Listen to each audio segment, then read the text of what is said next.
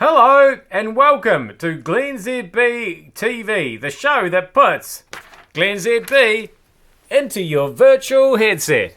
Yes, I'm bringing New Zealand to the world, and the world to New Zealand. And where do we go? Where do we go from here? It seems like we're on some kind of twisted quota system where a leader of a party has to resign a week at the moment. So the question for me is, now that the king of hairstyles has called it a day, who's next? And really there aren't that many options left. You'd have to say this guy. So rather that, and I guess when that happens, so that's what the campaign billboards look like at the moment for the Winston First Party. And I guess this time next week they might just drop the question mark and he'll just say, enough. But he's never going to have enough, is he? I tell you what, when you compare, if you just have a good hard look at those hairstyles, there's a little bit Dunn-esque just there at the front. Don't you reckon? Just saying. We could have a new hair king in town.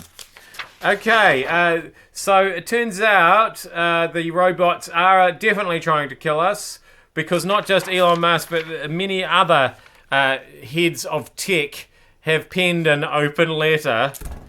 I mean, they haven't really penned it. Obviously, they probably used a stylus on some kind of device. But anyway, there's one floating around saying, hey, just let's be careful of the robots that are trying to kill us, because if they fall into the wrong hands, i.e.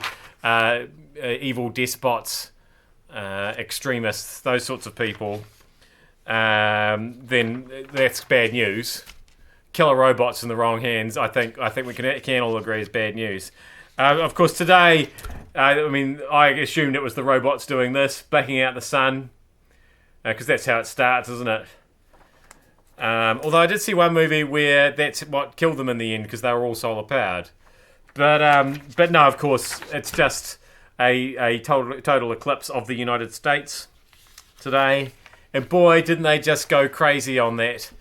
I'm not quite sure why the news networks felt that they had to follow this total eclipse quite so carefully, given that it did pretty much as we expected it to.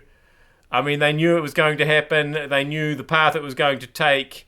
Like, if it hadn't gone as planned, that would have been news. But of course, I'm not sure exactly why Shep Smith had to wear his wacky sunglasses in the studio. He wasn't out looking at the eclipse. He was in a television studio. And it wasn't just then. It was then as well. That's him. So anyway, it's hard to make those eclipse glasses look really cool, unless, of course, you're Melania Trump, and she can make anything work, can't? I mean, look at that. She looks like she still looks like she's on the runway. That woman, you got to hand it to her. Well, it was funny. She took off her actual pair of huge sunglasses and then put those sunglasses on so she could look at the eclipse. That was kind of weird. Finally, when a guy rams a car into a crowd in Barcelona, this is the guy I want looking after me when I'm injured at hospital. Dr. Angel. That's right. So not only is he hot and Spanish, but he's literally called Dr. Angel. That's him recounting his stories of looking after people in the Barcelona hospital. It all went according to plan, like clockwork, apparently. So that was good. And how wouldn't it? You'd look up at him and you'd just know that everything was going to be all right. I am glennzb.